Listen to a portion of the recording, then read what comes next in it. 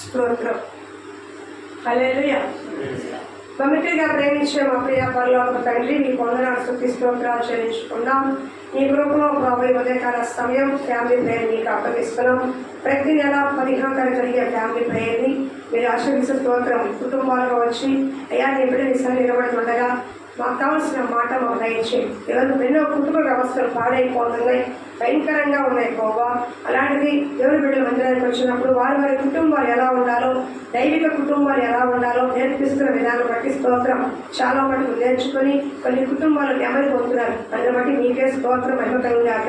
ఈరోజు చెప్పబోయే వాక్యంలో మీరు ఉండండి అయ్యా, మీ కృపలతో నింపండి. అలాగే ఈరోజు ఇండిపెండెంట్ మీకు అప్పగిస్తున్నాం అయ్యా. మీరు స్వతంత్రం చేయకపోతే మాకు స్వతంత్రం వచ్చేది కాదు అయ్యా. ఎంతో అమరవీరులు అయ్యా నిజంగా ప్రాణాలు పెట్టి ఇచ్చారు. దాన్ని బట్టి స్తోత్రాలు చెల్లించుకుంటూ ఎక్కడా ఆలోచన లేకుండా అన్నీ కూడా సక్రమంగా జరిగే కృప దయచేయండి అయ్యా. అధికారులు జ్ఞాపకం చేసుకోండి. మంచి పరిపాలన మాకు దయచేయండి. పేదవారికి న్యాయం జరిగే పరిపాలన దయచేయండి. ఈ కృపలతో నింపమని ఎన్నో మమ్మల్ని మీకు అప్పగించుకుంటూ ముఖ్యంగా ప్రతి కుటుంబాన్ని పేరు పేరున దీవించి ఆశ్రయించి మరి కుటుంబాలు బలపరచమని యేసునామమున స్తునాము తండ్రి. చప్పట్లు కొడితే అందరూ ఒకేసారి కొట్టాలి. ఇక్కడ 1 సెకండ్ 10 సెకండ్లు కట్టాలి బాగుండదు, పట్టమని చెప్పాలా. కానీ మీరు కొడితే ఒకసారి కొట్టండి, చూసేవాళ్ళకి బాగుండదు. అర్థమవుతుందా? అంటే ఒక లైన్ అవసరం. హల్లెలూయా. ఏదో ధ్యాన వాక్యంగా ఫ్యామిలీ ప్రేయర్లో చాలా స్త్రీల కూడికలో ఉంటారు. కానీ ఈరోజు ఫ్యామిలీ ప్రేయర్లో మాదిరికరమైన భర్త, కుటుంబంలో చెప్పండి, కుటుంబంలో మాదిరికరమైన భర్త చూద్దాం. ఎవరైనా మత్తయి సువార్త 19వ అధ్యాయము, మత్తయి సువార్త 18వ అధ్యాయము 19 నుంచి 20 వరకు చదువుకున్నాం. 1 నుంచి సారీ అమ్మ, మత్తయి సువార్త 1 19 నుంచి 24. మత్తయి సువార్త 1 చదువు. యేసు ఈ మాటలు చెప్పి చాలించిన తర్వాత కాదే మత్తయి సువార్త 1వ అధ్యాయం 19వ వచనం. ఆమె భర్త అయిన యేసేపు నీతిమంతుడై ఉండి ఆమెను అవమానపరచాలక రహస్యముగా ఆమెను విడనాడు ఉద్దేశించను. అక్కడ ఈ సంగతులను గురించి ఆలోచించుండగా ఇదిగో ప్రభుదూత స్వప్నమున ప్రత్యక్షమై దావీదు కుమారుడైన యేసేపు నీ భార్య అయిన మరియను చేర్చుకున్నటకు భయపడకము, ఆమె గర్భము ధరించినది పరిశుద్ధాత్మ వలకైనది.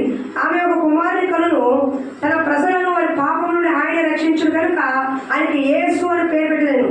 ఇదిగో కన్యక గర్భవతి కుమారుని కలను, ఆయనకి ఇమ్మానుయేలు పేరు పెట్టెదరు. ఆయన ప్రభువు తన ప్రవక్త ద్వారా పలికిన మాట నెరవేరినట్లు ఇదంతా జరిగిను. ఇమ్మానుయేలు పేరు భాషాంతమున దేవుడు మనకు తోడని అర్థము. యేసేపు నిద్ర మేలుకొని ప్రభువు దూత తనకు ఆజ్ఞాపించిన ప్రకారము తన భార్యను చేర్చుకొని ఆమె కుమారుని కను వరకు ఆమెను ఎరగకుండెను. అతడు ఆ కుమారునికి యేసు అని పేరు పెట్టెను. హల్లెలూయా, హల్లెలూయా.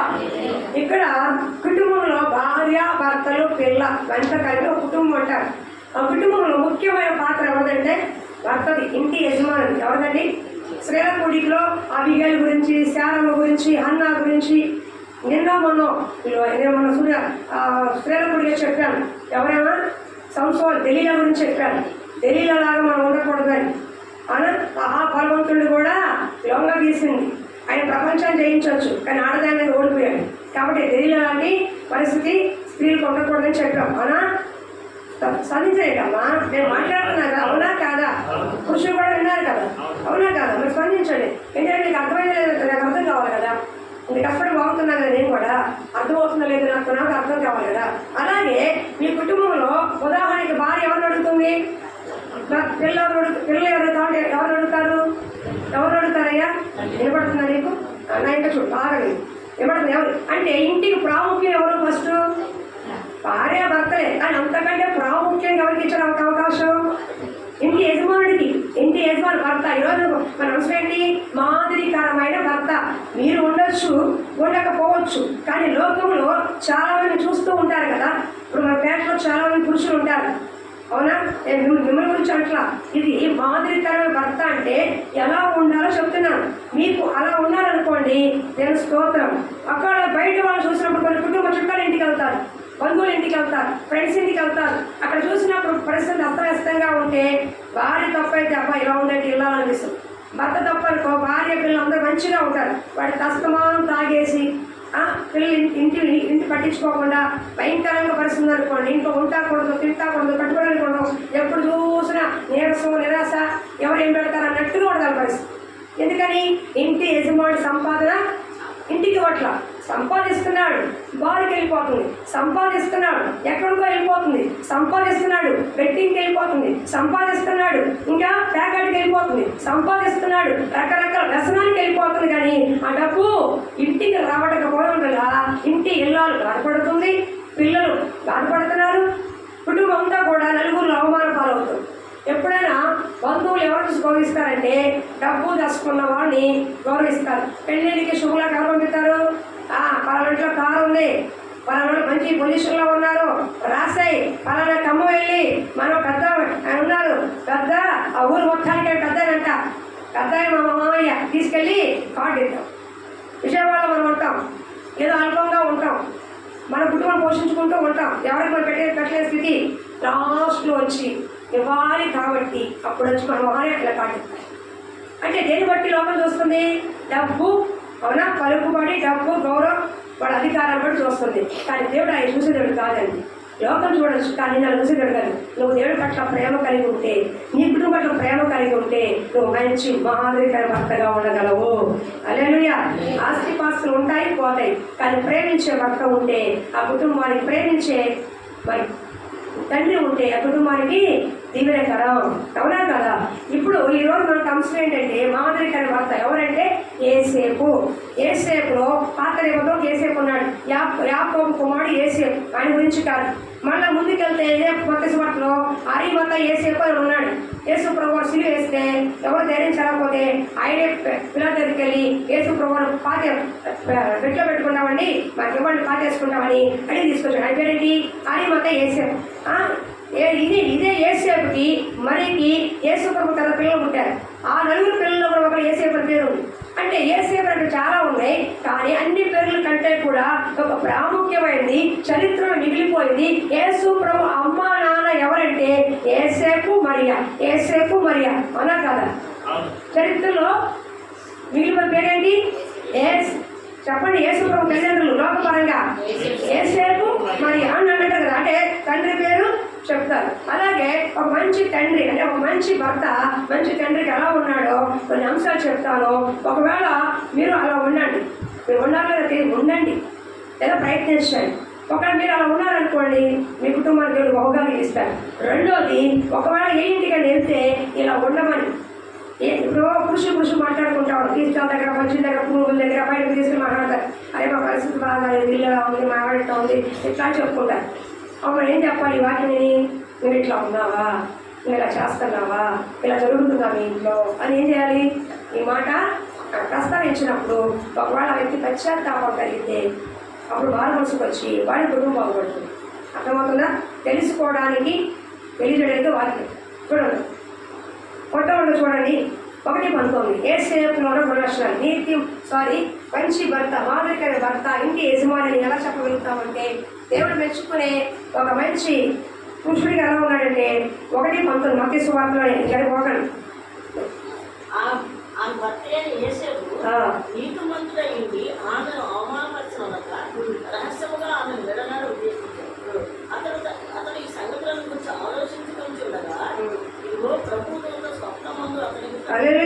మొట్టమొదటి చూడండి, నీతిమంతుడైన యేసేపు అంటే నీతిమంతుడైన భర్త. ఎందుకని భర్త అంటే అప్పటికే ప్రదానం చేయబడింది. ప్రదానం చేయబడితే ఆటోమేటిక్గా భర్తతో సమానమే. అర్థమవుతుందా? అంటే అందులో ఇశ్రాయేలు దేశంలో ఒక వాడుక, ఇప్పుడు ప్రదానం చేయబడితే ఆమెకి భార్య అయినట్టే. కాబట్టి అప్పటికే ప్రదానం చేయబడింది. ఈయన బుద్ధి ఏంటంటే నీతిమంతుడైన భర్త. నీ కుటుంబంలో యజమాని ఎలా ఉండాలంటే నీతిమంతుడిగా, యథార్థవంతుడిగా, న్యాయవంతుడిగా ఉండాలి. ఎలా ఉండాలి? నీతిమంతుడు అంటే బాబు గంగా వింటున్నావా? నిన్ను బాగా ముందుకు రా కొద్దిగా ఎదురుమాక. నీతిమంతుడు ఎటువంటి న్యాయవంతుడు అంటే భార్యకి న్యాయం చేయాలి, బిడ్డలకి న్యాయం చేయాలి, ఇంట్లో అమ్మా నాన్న వాళ్ళకు కూడా న్యాయం చేయాలి. న్యాయం బాగుందండి. సరిగ్గా వాక్యాలు ఒక అరగంట చెప్తాను నేను. దయచేసి వాక్యాలు నేను మధ్యలో అడుగుతాను, కొంచెం నాకు ఫాలో అప్ చేయండి. మీకు అర్థమవుతుంది కదా. నువ్వెవరు? నీతిమంతుడైన భర్త. కుటుంబ యజమాని ఎలా ఉండాలి? ఇంట్లో నీతిమంతుడిగా ఉండాలి. అబ్రహాము యొక్క నీతి అతని దేవుడు నమ్మెను, అది అతనికి నీతిగా ఎంచబడెను అనే వాక్యం ఉంది. ఈ తరములన్నింటిలో కూడా నోవాహు నీతిమంతుడై నాకు కనిపించాడు. ఇగో నోవాహు, ఈ తరములో నువ్వే నాకు నీతిమంతుడు కనిపించావు. నీతిమంతుడు అర్థం ఏంటంటే చెడ్డ వాటిని అసహించుకోవడం, చెడుని అసహించుకొని మంచి ప్రయోజనం. అర్థమవుతుందా?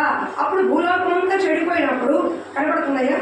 భూలోకమంతా చెడిపోయినప్పుడు, భూలోకమంతా అస్తవ్యస్తంగా ఉన్నప్పుడు, భూలోకమంతా వాడి ఇష్టానుసారం ప్రవర్తిస్తున్నప్పుడు, అన్యాయముతోనూ అక్రమంతోనూ త్రాగులతోనూ వ్యభిచారంతోనూ విగ్రహాలతోనూ భయంకర పాపాలతో నిలబడిన భూలోకంలో ఒకే ఒక్క కుటుంబము, ఆ ఈ కుటుంబం కూడా కాదు, ఒకే ఒక్క యజమానుడు, నోవాహు యొక్క యజమానుడు, నోవాహు లాంటి భర్త ఎవరుకున్నాడు? ఎవరు వచ్చాడ?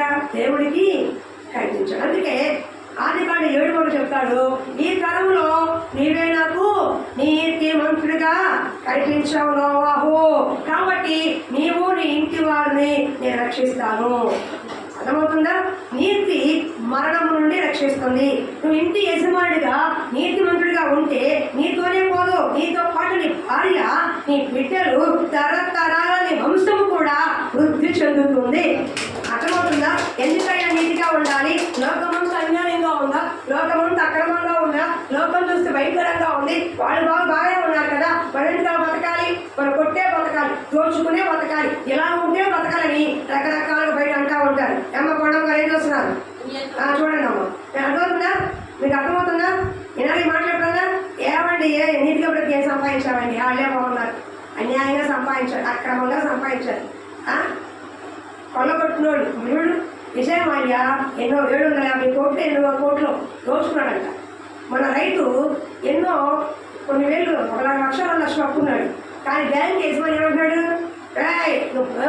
నువ్వు కనుక అప్పు కట్టకపోతే నీ పొలాన్ని తీసుకెళ్ళిపోతా, నీ గేదెల్ని, నీ పాడి పిల్లలు తీసుకెళ్ళిపోతా అంటున్నాడు. అంటే ఒక పేదవాడికి జరుగుతున్న అన్యాయం, ఉన్నవాడు ఎక్కడ విదేశాల్లో ఉంటే వాడేమి చేయలేకపోతున్నారు. అప్పుడు ఆ రైతు అన్నాడు కోర్టులోకి వెళ్ళి, నేను అప్పు కడతా, కానీ నాకంటే పెద్ద అప్పు చేసి విజయమాల్య తీసుకున్నాడు. ఏమన్నాడు? నాకంటే పెద్ద అప్పు చేసిన విజయమాల్యతో డబ్బులు కట్టించండి, అప్పుడు నా అప్పు కడతాను కూర్చున్నాడు. జడ్జి ఇప్పుడు ఏం చెప్పాలో అర్థం కాదు. నిజమే కదా? అంటే కొన్ని 100,000 కోట్లు ఉన్నవాడే ఒకలాగా, 10,000 20,000 1 లక్ష 2 లక్షలు ఉన్నవాడు ఒకలాగేనా? అంటే న్యాయం ఉందా? న్యాయం ఉందా? లేదు. అంటే లోకం ఏం జరుగుతుంది?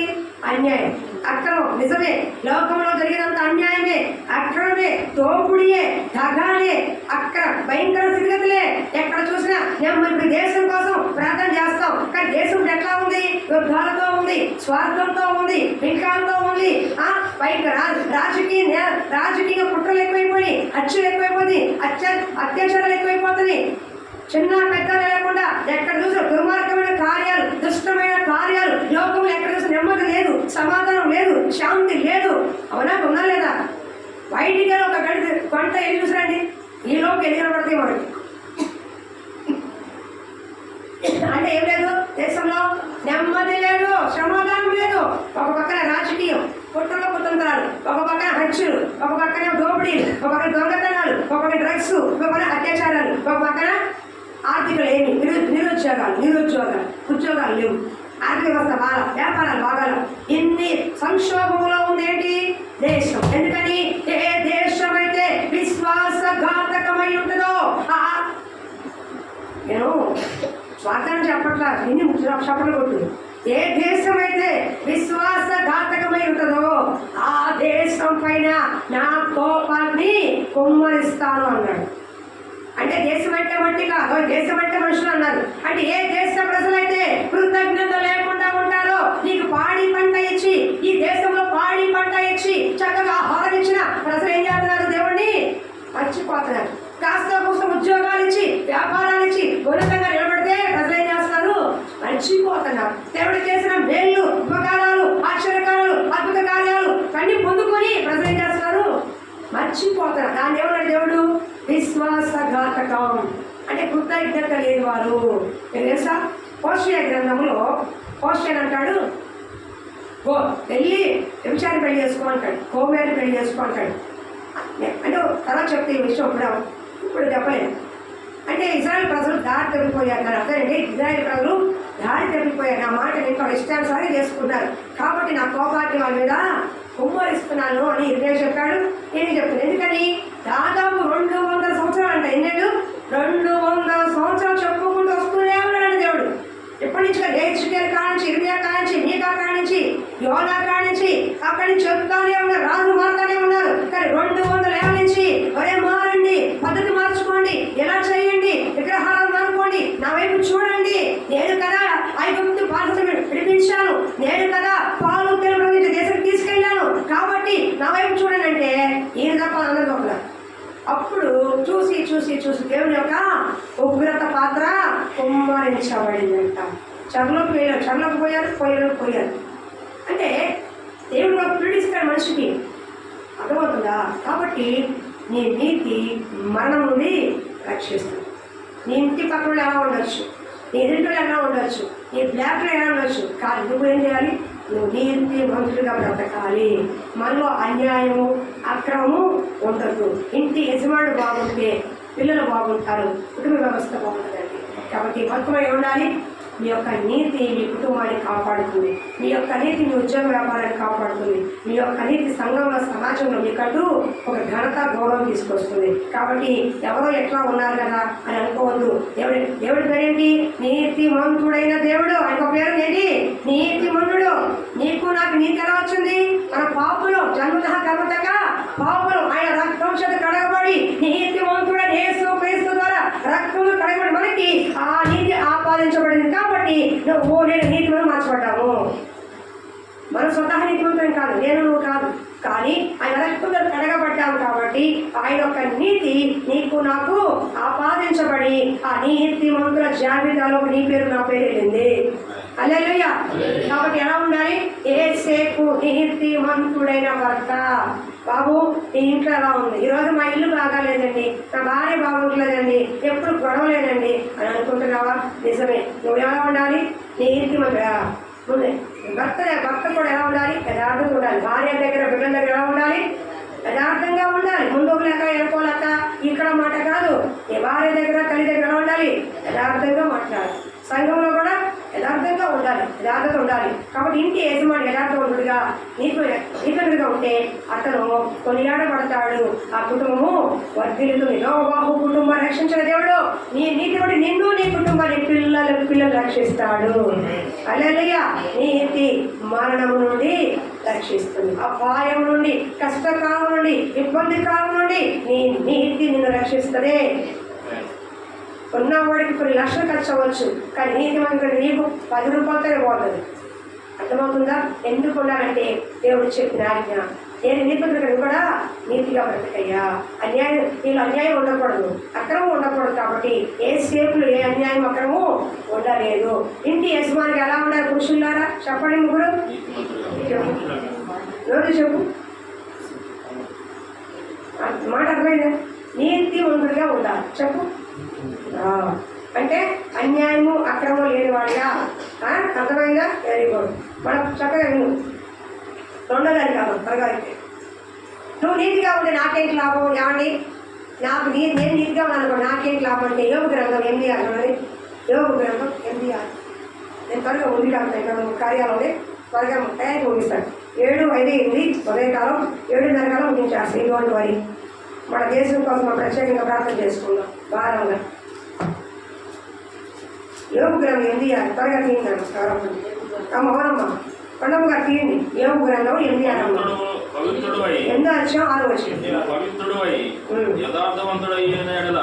నిత్యముగా ఆయన నీ అందు శ్రద్ధ నిలిపి నిన్ను నీ నీతికి తగినట్లుగా నీ నివాస స్థలమును వర్ధింప చేయును. అప్పుడు నీ నీతి మొదట కొద్దిగా ఉండినను తుదకు నీవు మహా అభివృద్ధి పొందుదువు. మనము నిన్నటి వారమే నీ నివాస స్థలము వర్ధిల్లుతుంది. అమ్మ వినండి, నువ్వు నీతిగా బ్రతికి కయ్యండి, నువ్వు నీ నివాస స్థలం వర్ధిల్లుతుంది. మొదటి నీ స్థితి కొంచెమే ఉండొచ్చు, తొందరకి నువ్వు మహా అమృతంలోకి వెళతావు. దావీదు కొంత కొంచెమే కానీ అభివృద్ధి పొందాడు. అబ్రహాము కొంత కొంచెమే అభివృద్ధి పొందాడు. నోవాహు కొంత కొంచెమే అభివృద్ధి పొందాడు. ఈ కుటుంబము కొంచెమే ఉండొచ్చు కానీ అభివృద్ధి పొందుతుంది, విస్తరిస్తుంది. అర్థమవుతుందా? నువ్వున్న ఇల్లు విస్తరిస్తుంది, నువ్వున్న పని పాటలు విస్తరిస్తాయి, నీ వ్యాపారం విస్తరిస్తుంది, నీ ఆత్మశక్తి విస్తరిస్తుంది, నీ పిల్లలు విస్తరిస్తారు. ఎప్పుడు ఇంటి యజమానిగా ఇదివరకు ఒక మాట అనేవాడు, పెద్దవాళ్ళు పాపం చేస్తే పిల్లలకు వస్తాయండి అని. ఆ పైన ఉండేది గుర్తుందా? ఈ మాట విన్నారా మీరు? పెద్దవాళ్ళు పాపం చేస్తే పిల్లలకు వస్తాయని. అది నిజమా కదా నాకు తెలియదు, కానీ ఇప్పుడు నేను అంటున్నాను, మీరు అదే వాటిని చెప్తుంది, మీ చెడు కార్యాలు మీ ఇంట్లోకి వస్తాయి, మీ మంచి కార్యాలు కూడా మీ ఇంట్లోకి వస్తాయి. ఆ కాను చెడ్డ కార్యం చేశాడు. ఆ కాను ఎవరు చెప్పాడు నువ్వు ఆశించవద్దు అని, కానీ ఆశించాడు. ఆ కానుతో కూడా అతని కుటుంబం అంతా కూడా పాడైపోయింది. కానీ నోవాహు నీతిగా బ్రతికాడు, అతనితో కూడా అతని కుటుంబం కూడా రక్షించబడింది. పిల్లలు కూడా అభివృద్ధికి విస్తరించారు. కాబట్టి ఈ లోకంలో క్రైస్తవుడిగా ఉన్న మనము ఎన్ని కష్ట నష్టాలు వచ్చినా నువ్వు నీతివంతుడిగా బ్రతకాలి. ఇంటి యజమానికి ఏం చేయాలి? నువ్వు నీతివంతుడిగా ఉండాలి. నీ ఉద్యోగ స్థలంలో, నీ వ్యాపార స్థలంలో వాళ్ళకి డబ్బులు ఇచ్చారు మర్చిపోయారు అనుకోండి, తిరిగి ఏం చేయాలి? ఒకేడే కాదు, మనమే తీసుకెళ్ళి ఆ రాత్రి ఒక కష్టం వచ్చింది తీసుకోండి అని చెప్పి ఇచ్చారు. అదే నీతి. ఒక రోజు ఇక్కడ ఈ మోడర్న్ డైరీ ఉంది కదా, చిల్లర అడిగారు. చిల్లర అడిగితే 2000 చిల్లర ఇచ్చింది. 2000 నోటి చేసి వేస్తాను. నేను నాకు కంగారు కదా, కంగారులో అద్దె కడతాకి వెళ్ళాను. అద్దె కడతాకి వెళ్తున్నప్పుడు చిల్లర కావాలని 2000 నోటి ఇచ్చాను. చిల్లర ఇచ్చింది, మళ్ళీ తిరిగి 2000 నోటి నాకు ఇచ్చేసింది. నేనేం చేశాను? కంగారులో అలాగే పట్టేసుకొని గిద్దరు పడేశాను. వెళ్ళిపోయాడు, ఇచ్చేద్దాం. శారమ్మ గారికి అట్లాగే తీసుకుని ఇచ్చేసాను. ఇంటి కదా అబ్రహాం గారు భార్య ఉన్నారు, ఇదిగోండి ఇంటి ఇచ్చారు. 3000 చిల్లరకి 2000 ఎక్స్ట్రా కనబడతాం. ఏమండి ఎంత ఇచ్చారు అంది. 3000 ఇచ్చారు కదా అన్న. కాదండి 2000 నోటు ఎక్స్ట్రా వచ్చింది. అప్పుడు గుర్తొచ్చింది, ఏమంటే 2000 నోటు ఆ అమ్మాయిలండి ఒక మర్చిపోయి ఉంది, డబ్బులు తీసుకొని చెప్పి వెనక్కి వచ్చి మళ్ళీ ఇదిగో డబ్బులు నాకు 2000 రూపాయలు ఎక్స్ట్రా ఇచ్చావు తీసుకొని చెప్పి ఇచ్చేస్తాను. మీకు అర్థమవుతుందా? కొన్ని తప్పు అని తెలిసినప్పుడు ఇప్పుడు మర్చిపోయింది, నేను ఇచ్చేవాళ్ళు గుర్తుందంట. అక్క మీరు ఎవరు ఇచ్చారండి, వాడైతే తీసేసుకునేవాళ్ళు, నాకు ఆ ప్రాబ్లం అయిపోయింది అని. నేనేమన్నానంటే ఆ చిన్న కార్యమే కానీ క్రైస్తవులుగా మనకు గుర్తింపు ఇస్తుంది. 100 రూపాయలు ఏముంటుంది, 200 ఏముంటుంది, అర్థమవుతుందా? కానీ కొంచెం నమ్మకుండా ఉన్నవాడికి దేవుడు గొప్ప కార్యం చేస్తాడు. కాబట్టి డబ్బు విషయంలో కానీ వినండి, పని విషయంలో కానీ ఎక్కడ సరే మీరు చేసే పనులు న్యాయంగా ఉండాలి. ఎలా ఉండాలి? న్యాయంగా ఉండాలి. మీరు చేసే వ్యాపారం న్యాయంగా ఉండాలి, ఉద్యోగం న్యాయంగా ఉండాలి, మన సేవ న్యాయంగా ఉండాలి, మీ కుటుంబాలు కూడా న్యాయంగా పరిపాలన ఉండాలి. ఇంటి యజమానిగా భార్యకు ఒక రకంగా, పిల్లలు ఒక రకంగా, అమ్మను ఒక రకంగా చూడొద్దు. అది పక్షపాతం అంటారు. ఏమంటారు? కానీ ఎవరికి ఇచ్చ విలువ వాళ్ళకి ఇవ్వాలి సుమా. అర్థమవుతుందా? ఇవాళ ఏమి ఇస్తావు రేపు కోస్తావు. వృద్ధాశ్రలో పడేస్తున్నారు పిల్లలు తీసుకెళ్ళి, కానీ అదే వృద్ధాశ్రమం 20 ఏళ్ళు అయితే తప్పకుండా నీకు వస్తుంది. ఇవాళ నీ పిల్లలు పడేశారు, నువ్వు పడేస్తావు, రేపు మా పిల్లలు నీ పిల్లలు పడాలి. ఏమి ఇస్తావు అది పను వస్తాం. అర్థమవుతుందా? తల్లి తీసుకెళ్ళి వృద్ధాశ్రమం పడేశారంట.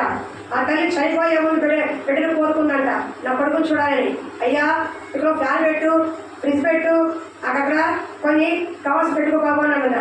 అదేంటమ్మా ఇన్నాళ్ళు నాకు చెప్పలేదు, పెట్టేవాడిని కదా, చచ్చిపోయి చెబుతానంటే అయ్యా నేను ఇవన్నీ లేకపోయినా బ్రతుకుతా, కానీ రేపు ఇక్కడ మీరు వస్తే ఫ్రిడ్జ్ లేకుండా, ఫ్యాన్ లేకుండా, మంచం లేకుండా ఉండలేవు కాబట్టి అవన్నీ ఇప్పుడు అమర్చిపోయా అన్నాను అని చచ్చిపోయినాను. అర్థమవుతుందా? అందుకే మనుషుడా నువ్వేం చెప్తావో అది కోస్తావు. జాగ్రత్త సుమా. నువ్వు చేసాను ఇప్పుడు అదే అన్నా, అమ్మాయి చేసే పని పిల్లలకు వస్తా అంటే ఖచ్చితంగా మనం చేసే మంచి చెడు మనం ఏమి ఇస్తామో అది మన కుటుంబాలకి వస్తుంది. కాబట్టి యజమానులైన మీరు జాగ్రత్తగా, నీతివంతులుగా, న్యాయపరంగా నడుచుకోవాలి. దాని ఉదాహరణ ఎవరు?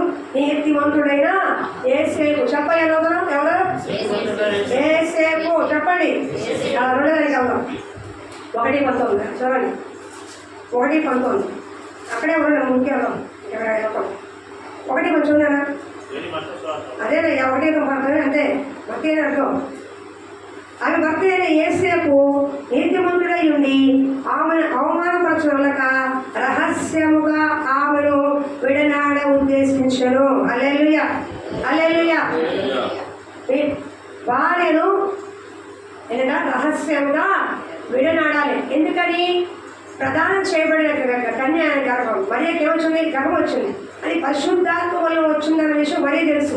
యేసేపు తెలియదు. అంతకుముందు ఎవరు కూడా ఈ భూమి మీద ఉన్న ప్రజలందరికీ కూడా ఏమిటంటే భార్య భర్తల కలయిక ద్వారా శారీరక సంబంధం ద్వారా వచ్చిన పిల్లలే తప్ప పరిశుద్ధాత్మ ద్వారా గాలి ద్వారా ఇంటి ద్వారా వచ్చిన ఎవరికి తెలియదు. అలా కన్న వాళ్ళు ఎవరు కూడా లేరు. మత్తయి సువార్తకు వచ్చేపాటికే ఒక్కసారిగా పరిశుద్ధాత్మ ద్వారా గర్భం దాల్చింది ఎవరు? యేసేపు ఏమనుకుంటాడు? సహజంగా ఏమంటాడు? నేను కలవలేదు, నేను కలవకుండా ఇంకా గర్భం వచ్చింది అంటే ఎవడో కలిసి ఉంటాడు. అంతేగా వచ్చేది డౌట్ ఏమైనా? అంతేగా అంతేగా పరిశుద్ధాత్మ తెలిసిపోతా వాళ్ళ అమ్మ నాన్నకే తెలియదు, ఈయనకి తెలియదు, అక్కడ ఏ ప్రజలకు తెలియదు. ఒక గాబ్రియల్ దూత మరియకమ్మని చెప్పాలి. ఇది నాకు ఎలా సాధ్యం? ఏమని మరియా ఉంది? నువ్వు గర్భం ధరిస్తావంటే నేను ఇంకా పురుషుని ఎలాగంటానే, నాకు ఇది ఎలా సాధ్యం అడిగింది. వెంటనే ఏమన్నాడు? నువ్వు పరిశుద్ధాత్మ నేను కమ్ముకుంటుంది, పరిశుద్ధాత్మ ద్వారా నువ్వు గర్భం ధరుస్తావు అన్నాడు. ఆవిడికి అర్థమైంది, ఈయన చెప్పాడు. కానీ ప్రజలందరికీ కూడా అర్థం కాదు. వాళ్ళు ఏంటంటే ప్రధానం చేయబడి యేసేపు ప్రధానం చేయ మరియా ఎక్కడో ఏదో తప్పు చేసుకుంటే ఈ గర్భం వచ్చి ఉంటుందన్న అప్ప వస్తారాదా? ఏమయ్యా క్యాచ్ చేసిన పాయింట్ వస్తారాదా? వస్తారాదా? ఎందుకని? అంతకుముందు పరిశుద్ధాత్మ ద్వారా నాడుదారు ఎవరు కల్లా స్త్రీ పురుష సంయోగం ద్వారానే పిల్లలు వస్తారనేది నానుడి. అంతేనా? అవునా కాదా? కానీ అంతకుముందు ఎవరు కూడా గర్భం కావచ్చులా. కానీ ఇక్కడ పరిశుద్ధాత్మ కమ్ముకుంది, గర్భం కావచ్చు. యేసేపు ఇప్పుడు ఎలా ఉన్నది వినండి. యేసేపుకి ఎలా ఉంటుంది? పెళ్ళైన భార్య అక్కడ మాట్లాడడం తట్టుకోలేదు భర్త. పెళ్ళైన భార్యను ప్రేమగా నమ్మకం ఉన్నా పక్కన మాట్లాడుతుంటే తట్టుకోలేదు. అలాంటిది ప్రదానం చేయబడి ఇంకా ఆవిడ కూడుకోలేదు. వీళ్ళిద్దరేమో ఇప్పుడు ప్రదానం చేయమంటే ఇప్పుడు పెళ్లి చూపులు అవ్వగానే ప్రదానం చేయబడంగానే సినిమాలకి, షికార్లకి, పప్పులకి, క్లబ్బులకి రకరకాలుగా అయిపోతుంది. ఇంకా చెప్పండి ముందు కూడా వెళ్ళిపోతున్నారు. అంటే పెళ్లికి ముందు అదే అయిపోతుంది. ఇంకా పెళ్ళి అంతా చూడటానికి ఏమన్నా బాగుందా? పెళ్లికి ముందు అన్నీ తిరుగుతుంటే పెళ్ళి అయినంత చూడటానికి ఏమన్నా వాళ్ళకి. కానీ అప్పుడు అలా కాదు, ఆ కాలం అట్లా కాదు. మీ కాలం ఉంది అట్లాగా. ఇప్పుడు ఎలా ఉంది? ముందుగా వీడియో షూట్ చేస్తారు. పెళ్లి రేపు నెలలుగా ఏం చేస్తున్నారు? వీళ్ళిద్దరు కలిసిపోతున్నారు, వీడియో తీసేసుకుంటారు, సినిమా పాటలు మాట్లాడుకుంటున్నారు, సినిమాలకు వెళ్తారు, షికార్లకి వెళ్తున్నారు. అదే మంచి సంస్కారం అయితే కాదు.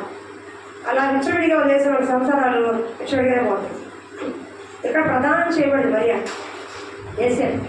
కానీ యేసేపు నీతిమంతుడు కాబట్టి భార్యను అవమానపరచనులక. ఇప్పుడు యేసేపుకి అధికారం ఉందా లేదా? నేను నిన్ను తాకలేదు, నేను అసలు ముట్టుకోవాలా, ఈ గర్వం నా వల్ల వచ్చింది కాదు అని 10 మంది పిలిచి మరియమ్మ అమ్మ అని పిలిచి, ఇదిగో మీ అమ్మాయి గర్భం వచ్చిందంట, నా వల్ల కాదు, ఎలా వచ్చింది? 10 మనుషులారా రండి, ఊరంతా రండి, తెరువులారా రండి, ఆ అమ్మ ఈ అక్క రండి, అందరు కూర్చోండి, ఇది ఎలా వచ్చింది అని ఆవిడ్ని అవమానపడి చూచలేదా? బయటకు కానీ రహస్యంగా వెళ్ళాలనుకోండి. ఎందుకని? నీతిమంతుడైన యేసేపు కాబట్టి. అప్పట్లో ఉన్న పద్ధతి ఏంటంటే వ్యభిచారంలో ఉన్న స్త్రీని రాళ్లతో పట్టి చంపాలి. పురుషుడితో కనుక ఉంటే పెళ్లి కాని అమ్మాయి గర్భం ధరిస్తే రాళ్లతో పట్టి చంపాలనేది యూదుల ఆచారం. ఇప్పుడు కనుక మరియని బహిరంగంగా పెడితే, ఇగో మరియా ఈ విధంగా చేసిన పెడితే రాళ్లతో పట్టి చంపేస్తారు. మరియని ప్రేమించిన వ్యక్తిగా నీతిమంతుడైన యేసేపు రహస్యంగా ఆమెని ఎవరికి చెప్పకుండా వదిలేనుకున్నాడు. అంటే 10 మందిలో పెట్టి అల్లరి చేయకుండా, నీ భార్యని అవమానపరచకుండా యేసేపు తన భార్యని అవమానపరచలేదు. ఏంటయ్యా ఈ రోజున పుట్టింటి డబ్బు తీసురా ఎక్కట్లేదా? రోడ్ల మీద చిన్న గొడవ వస్తే రోడ్లు ఎక్కట్లేదా? మా ఆవిడండి నా మాట ఇంట్లేదు, అలా చేసిందండి అని పక్క మగాళ్ళతో, పక్క పురుషులతో పక్కన చెప్పుకొని అడగట్లేదు. మా మగాళ్ళు వేసేవాళ్ళ సొసైటీలో మీరు మంచివాళ్ళు ఎక్కడ చూడలేదు. చెప్పినా నేను చెప్పిన లోకరీతి చెప్తున్నా, మిమ్మల్ని చూసి కాదు. మిమ్మల్ని ఎప్పుడు చూడలేదు. మీరు మంచివాళ్ళు. ఇంట్లో కొట్టుకొని బయట అవ్వాలి, పౌడర్ వేసుకొని వచ్చేసేది. బయటకు వస్తాను ఇంట్లో ఒక శుభ్రాన్ని కొట్టేసుకొని పౌడర్ వేసుకొని వచ్చేసేది. నీ భార్యని అవమానపరచకూడదు. నువ్వు ఏం చెప్తున్నాడు దేవుడు? నీ భార్యను 10 మందిలో అవమానపరచకూడదు. అంత తప్పు చేసిన మరియని అవమానపరచకూడదు అన్నాడు. అంటే దానికి శారీరక సంబంధం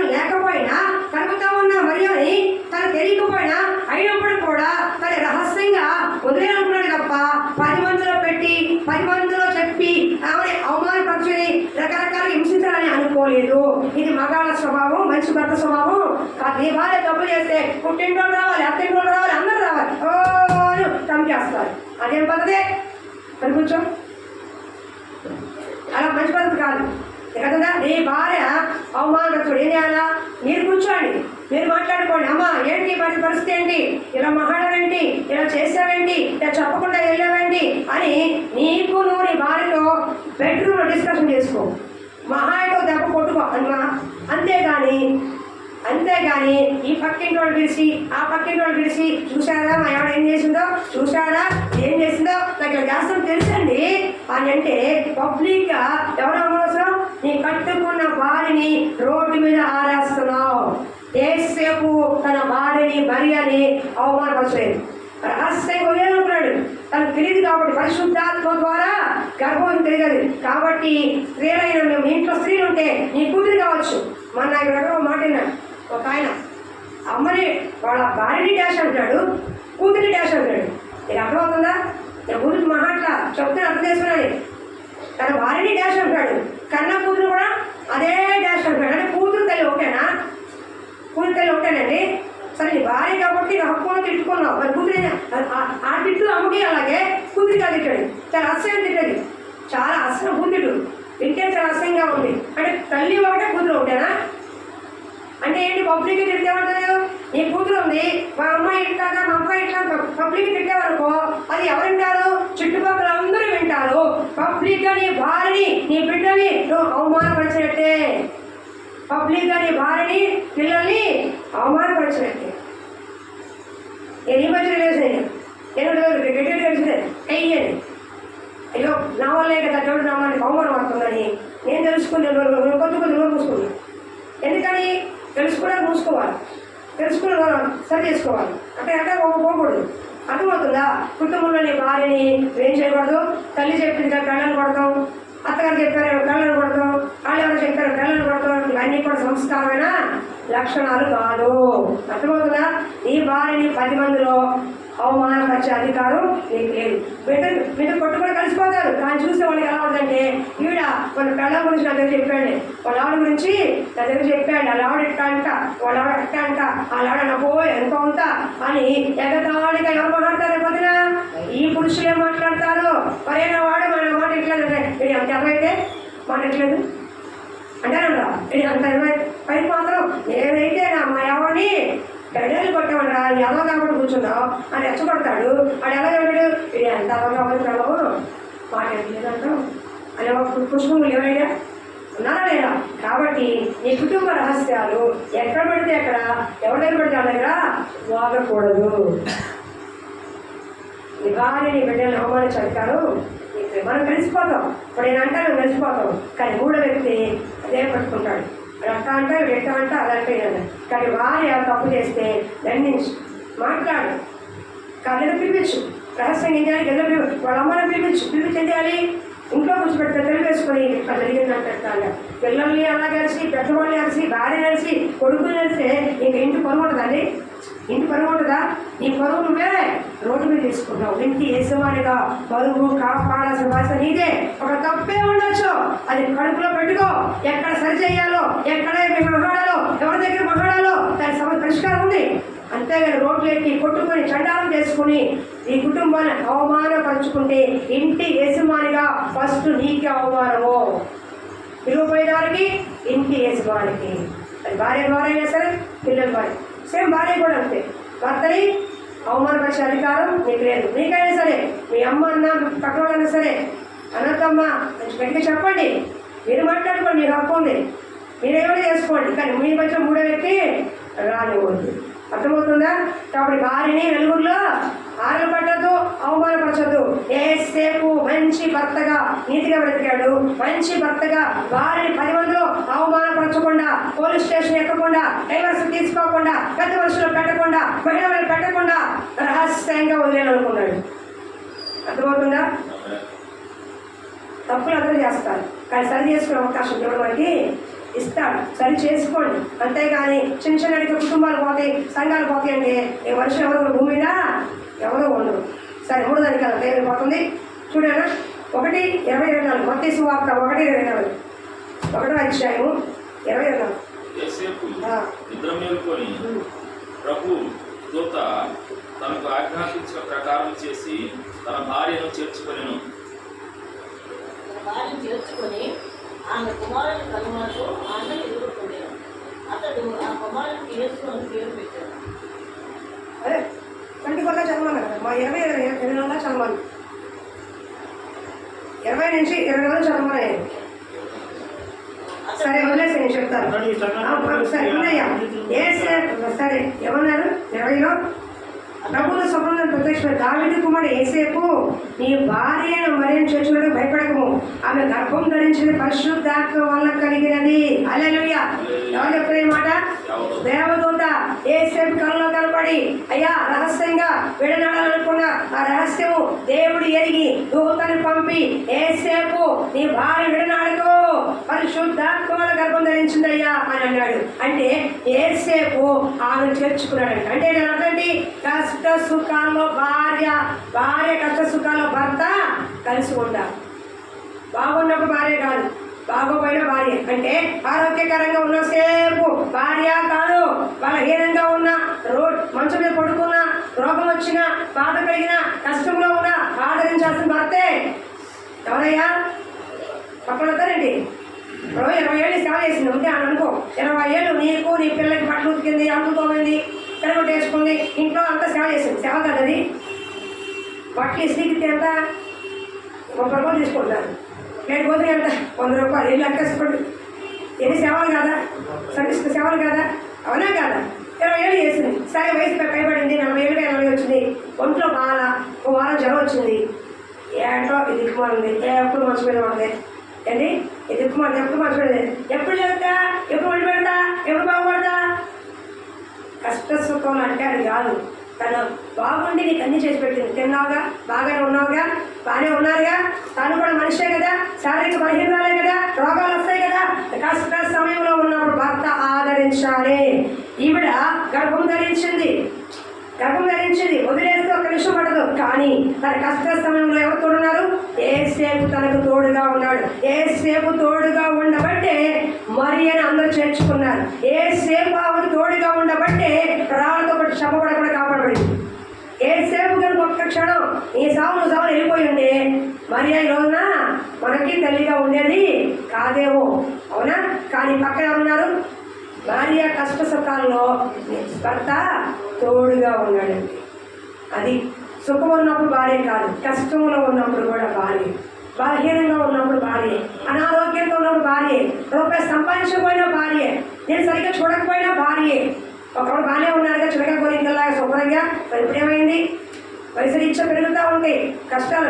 స్త్రీ ఏంటి? శారీరక బలహీనరాలు. స్త్రీ అంటున్నారు శారీరక బలహీనరాలు. ఈ పిల్లలు కానీ ఓవర్గా బ్లీడింగ్ అయిపోయి శారీరక బలహీనరాలు. అవునా? మీరు అనుకుంటారు పోతే మేము కష్టపడి వచ్చేస్తున్నాం, మీరు ఏం చేస్తారు అనుకుంటారు.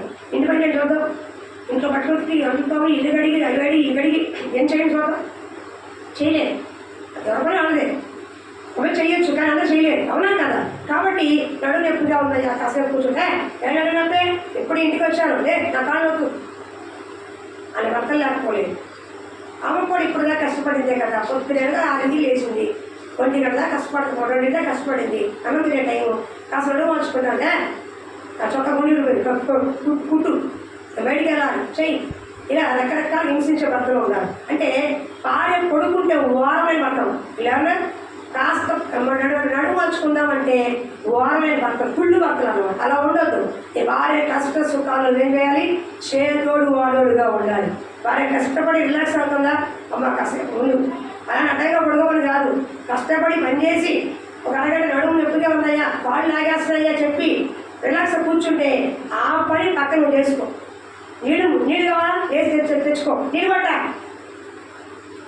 కవి పట్టరా, టీ పట్టరా, అది పట్టరా. అసలు ఇది ఎంతసేపు తిరుగుతూనే ఉండాలి, కాలంలో కూర్చునే పని కుళ్ళు మొహాలు ఉండాలి. కష్ట సుఖాలు ఏం చేయాలంట? భర్తలు పాలు పంచు. అందుకే కదా ప్రమాణం చేశారు కదా, నీ కష్ట సుఖాల్లో, నీ కలిమేలో నేనేమంటాను? తోడై ఉంటాను. చేసావా ప్రమాణం? చేసారా? భర్తకి మీరు ఉండాలి, భార్యకి మీరు ఉండాలి. ఎందుకంటే శారీరకంగా వాళ్ళకి బలహీనలు ఉంటాయి, డేట్లు వస్తాయి. చెప్తే పబ్లిక్గా చెప్తారు, డేట్లు ఉంటాయి. 3-4 days చాలా బాధపడతారు. ఇంటి పని, పిల్లలతో పని, ఆ పని, ఈ పని. కాస్త సాయంగా నిలబడాలి, తప్పేముంది?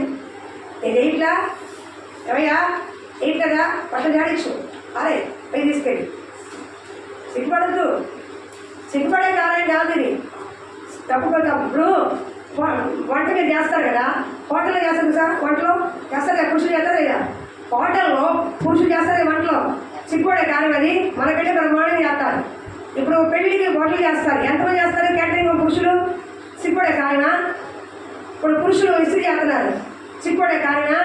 బట్టలు ఊతున్నారు, సిగ్గుపడే కారణం ఏం లేదండి. సిగ్గుపడే 2 కార్యాలు: దొంగతనం, డాష్. అంతే. అర్థమవుతుందా? దొంగతనం, డాష్ అంతే.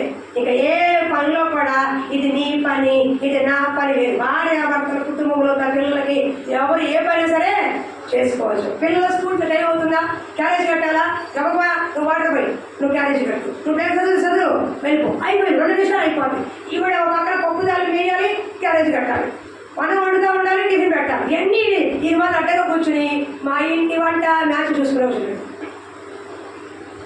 ఇవి దగ్గర మ్యాచ్ అనుకోండి. ఇప్పుడు వీళ్ళు బాగానే ఉన్నారు, తప్పది. అక్కడ సమయం ముఖ్యం మనకి. పిల్లవాడి సమయానికి బయటికి వెళ్ళాలంటే ఇద్దరు పని చేసుకోవాలి, లేదా సమయం బయటికి వెళ్ళాలి ఇద్దరు పని చేసుకోవాలంటే ఇద్దరు చెరొక పని చేసుకోవాలి. జాబ్ బాగా ఉంటారు, చెరొక పని చేసుకునే టయానికి ఆ జాబ్ తామా ఏం జాబ్ తిని అంటాడు. నువ్వు చెయ్యి కూర్చుంటే ఇంట్లో పనే అవ్వదు, పెట్టుకు అది కూడా ఇద్దరికి వస్తున్నా కదా. కాబట్టి ఏముండాలి, సమయం ఉండాలి. అయ్యే ఇప్పుడు నాకు చేసింది కదా, నిన్న చేసింది కదా, ఒంట్లో బాగాలేదంటే, మనసు బాగాలేదంటే, అనారోగ్యంగా ఉంది, అయ్యో జ్వరం వచ్చి 4 రోజులు కొంచెం పడుకుంది, ఏం చేయమంటావమ్మా, ఏం కొనాలని అడిగి తెలుసుకుని చేస్తే కష్ట సుఖాల్లో నా భర్తను చూసుకుంటాడని ఆ భార్య ప్రేమకు పొంగిపోదు. అంతేగాని బాగున్నప్పుడు ఒకలాగా బాగలేనప్పుడు ఒకలాగా ఉండకూడదు. హల్లెలూయా. వస్తుందా?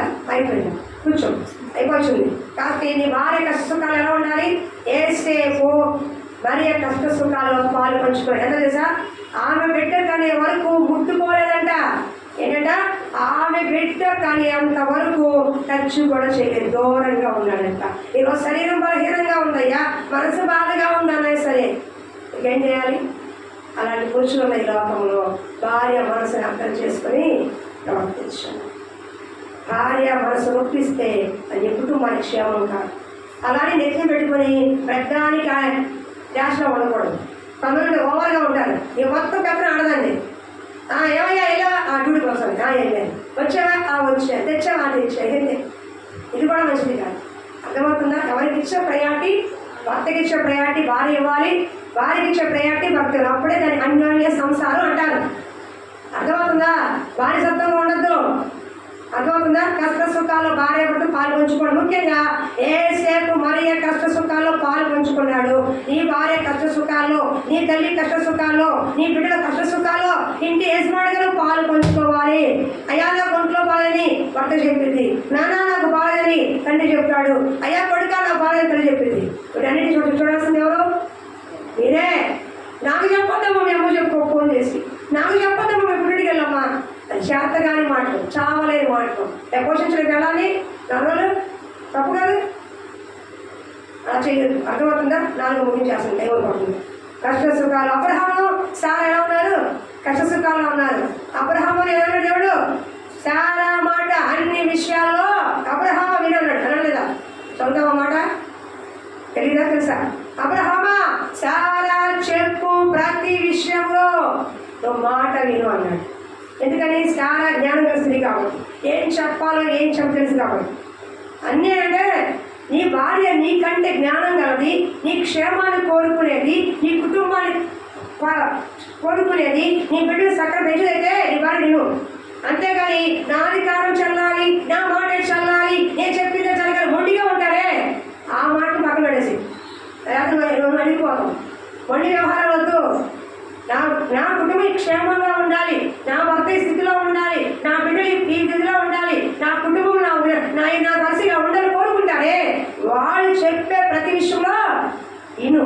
కానీ స్వార్థంగా ఆలోచించి భర్తని ఏమంటారు చెప్పు కాల తొక్కుతారే ఆ మానవులు, వాళ్ళు కొనాల్సిన అవసరం లేదు. జ్ఞానం కలిగి పనిచేయాలి. కాబట్టి వాళ్ళు నీ మేలు కోరుకునే భార్య మాట ఇను. అర్థమవుతుందా? అది జ్ఞాపకం చేసుకో. 4 దగ్గర ముందు చెప్తున్నాను. 1:4 అబ్రహాము శారా పడుతుందా దేవుని మాట కలిగి 1:4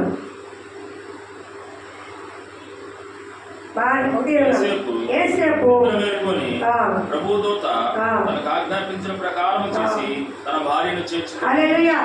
4వది ఏసేపు తన భార్య నిమిత్తము దేవుడు ఆజ్ఞలు పాటించాడు. వినండి, దేవుడు మనకి లోబడాడు. ప్రభు దూత చెప్పింది భార్య చేర్చుకోండి.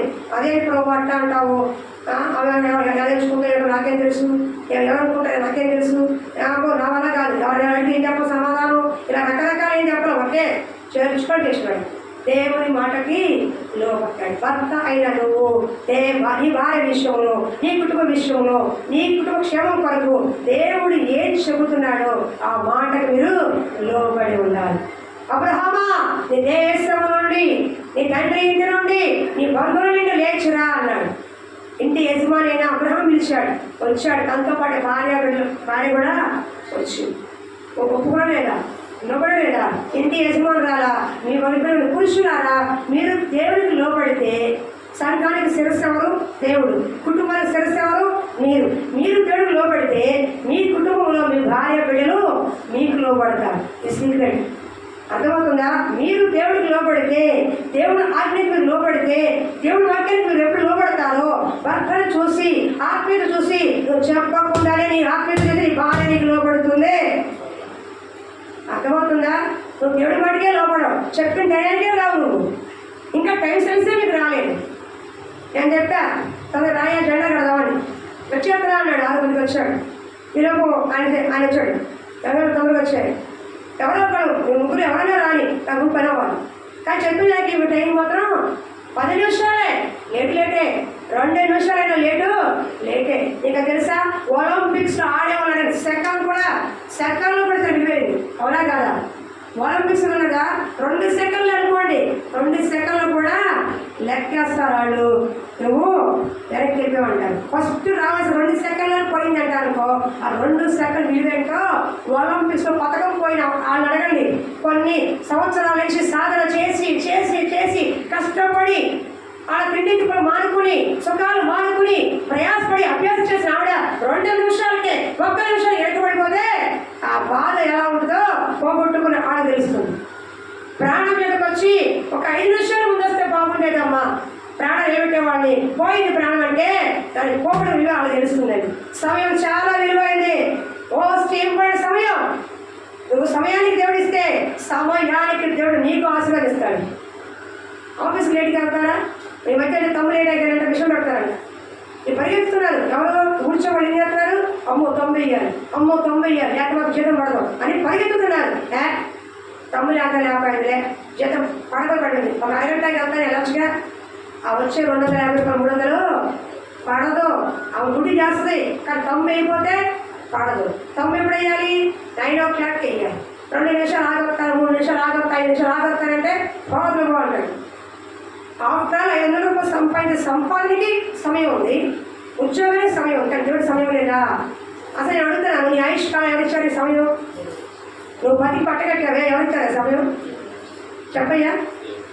నాకు 45 సంవత్సరాలు. ఇన్ని సంవత్సరాల నా ఆయుష్కాలంలో ప్రతి సెకండు, ప్రతి నిమిషం, ప్రతి సంవత్సరం నాకు దేవుడి భిక్ష. 1 సెకండ్ ఊపిరి ఆపేస్తాను, ఉంటానా పోతాను. 2 సెకండ్లు ఊపిరి ఆపేస్తాను, 2 సెకండ్లు ఊపిరి ఆపేసుకుంటా, ఉంటానా పోతానమ్మా. విలువైంది కదా సమయం.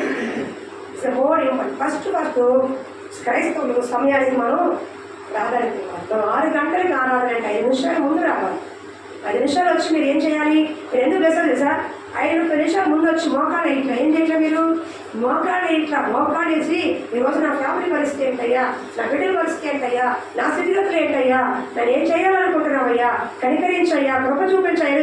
10 నిమిషాల ముందు ప్రాధాన్యపడితే వాక్యం ద్వారా నీకు ముఖాముఖిగా దేవుడు మాట్లాడతారు. అనుభవం లేకపోతే ఎట్లాగా? ఎప్పుడు మారుతారు మీరు? ఎన్నిసార్లు చెప్పించుకుంటారు? తప్పు కదా. నేను కోపంగా ఎవరు వార్త చెప్తున్నాను. ఇంకొకసారి ఆదివారం ఏ క్రమంలో లేట్ రాకూడదు. 5 నిమిషాలు 10 నిమిషాలు ముందే ఉండాలి. నేను ఒక మాట చెప్తున్నాను, పబ్లిక్ ఉదయకాలం 5 గంటలకి ఒక 50,000 ఇస్తాను రమ్మన్నారు అనుకోండి, వెళ్తారు ఎవరు? ఎవరయ్యా ఏదో చెప్పండి ప్రాక్టికల్గా మాట్లాడతాం ఓపెన్ చెప్తాను 50,000 నీకు ఇస్తాను 5 గంటలు ఉదయకాలం రా అంటే వెళ్తానమ్మా. వెరీ గుడ్ ఇప్పుడు చెప్పట్లు రెండమ్మ గారు. అంటే డబ్బు కంటే విలువైన దేవుడా డబ్బా? డబ్బు కంటే నీ ప్రాణం ఇవ్వాలి డబ్బు ఎక్కువ. అలాంటి ప్రాణాన్నిచ్చి బ్రతుకునిచ్చి కుటుంబాన్నిచ్చి బిడ్డనిచ్చి క్షేమాన్నిచ్చి ఆరోగ్యం ఇచ్చి ఆయుష్కాలించి దేవుడిని పక్కన పెడితే ఆశీర్వాదం అది. ఒకసారి ఆలోచించేయండి. వాటి ఎవరికి వాళ్ళు పెద్ద సమయం ఫస్ట్ ప్రిఫరెన్స్ ఎవరికి ఇవ్వాలి? దేవుడికి. అర్థమవుతుందా? కాబట్టి ఏ సేపు ముగించేస్తే ఏమవుతుంది? ఏ సేపు ఏం చేశాడు? నీతిమంతుడిగా ఉన్నాడు. నీతిమంతుడైన ఏ సేపు పురుషులారా భర్తలారా మీరు ఉండాలి నీతిమంతులుగా. మీ ఫ్యామిలీ తయారు చేసే 4 మాటలు 4 ముక్కలు నీతిగా బ్రతకండి. మీ కుటుంబంలో ఏం చేయాలి? నీతి మిమ్మల్ని కాపాడుతుంది. రెండోది చెప్పండి. రెండోది ఏంటి? అది నేను వినలేదు ఎంతమంది చెప్పాను నేను. చెప్పు రెండో మాట ఏంటి జాన్బాబు? ఉన్నది రెండోది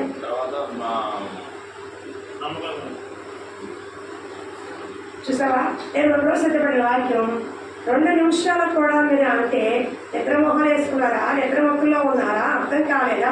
మనం పని చేయి, ఇక్కడే కూర్చోండి. మనం వాక్యం చెప్తాం, రిపీట్ చేస్తాం.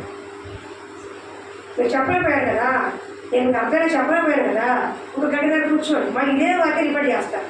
ఈ 4 చెప్పిపోతుంది.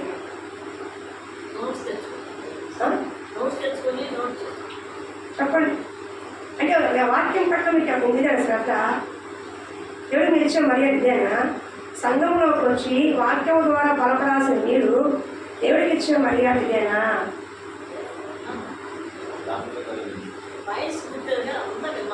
వింటారు కాదు, చెప్పాలి కదా. స్కూల్లో పిల్లలు వింటారు, ఇది రాస్తారే కదా టీచర్ గారు సంతోషం. ఈసారి ప్రతి చెప్తున్నాను, ఫస్ట్ అండ్ లాస్ట్ చెప్తున్నాను. నేను వాక్యం చెప్పే పాయింట్లు నేను చెప్పే వెళ్ళాలి. చెప్పలేదు అంటే జరిగే అంశం నేను మీరేమన్నావు గంట నన్ను కూర్చోబెట్టి తలిపేసేసి మళ్ళీ ఇదే వాక్యం చెప్తా. మొహవాటి ఏం లేదు, ఇదే అంశాలు చెప్తా, రిపీట్ చెప్తా, చెప్పి వెళ్ళిపోండి. మీకు అర్థమైన చెప్పలేకపోతే నేను తిట్టుకోవాలా, అయితే నేను నిద్ర మొహాలు వేసి కూర్చున్నందుకు మిమ్మల్ని నాకు అర్థం కాలేదు. Fast is fast. దయచేసి వాక్యము దేవుడే ఉన్నాడు. ఆది ఏంటి వాక్యం ఎవరే ఉన్నారు? దేవుడే ఉన్నాడు. ఇంకా ఇది నిదానంగా చెప్పుకుంటూ వచ్చాడు. ఏసేపు నీతిమంతుడిగా ఉన్నాడు. ఏసేపు భార్యని అవమానపరచలేదు. ఏసేపు తన భార్య కష్ట సుఖాల్లో తోడుగా ఉన్నాడు. ఏసేపు తన భార్య దేవుని మాటలు బట్టి చేర్చుకున్నాడు. ఏసేపు దేవుని ప్రణాళికలో ఉన్న వ్యక్తి. ఎవరైతే వదిలేసుకునేవాడు, కానీ ఏసేపు దేవుడే ఎంచుకున్న తండ్రిగా కాబట్టి దేవుడు ఎన్నికలో ప్రణాళికలో ఉన్న వ్యక్తి ఏసేపు. ఈరోజు నువ్వు దేవుని ప్రణాళికలో ఉన్నావు. ప్రతి వ్యక్తి పని చేయాలి, ప్రతి వ్యక్తి ఉపయోగపడాలి. ఎవరు ఖాళీగా ఉండకూడదు. దేవుని ప్రణాళిక సంస్థలో బిడ్డలు మనం ఆయా పనులు వేరుగా ఉండొచ్చు, తలంపు వేరుగా ఉండదు, కానీ ప్రతి ఒక్క దేవుని ప్రణాళికలో ఉన్నవాళ్ళే. అర్థమవుతుందా? ప్రార్థన చేసుకుని ఇంకోసారి ఇలా చేయమాకండి. నాకు చాలా బాధ వస్తుంది. గొంతు నొప్పి వచ్చి, కడుపులు నొప్పి వచ్చి, రకరకాల ఫీలింగ్స్ పెట్టుకొని వాక్యం చెప్తున్నాం. కనీసం 2 ముక్కలు కూడా జ్ఞాపకం రాదు. ఎట్లాగా? ఒక వ్యక్తి పట్ల నీ సంకల్పం బహు గొప్పది.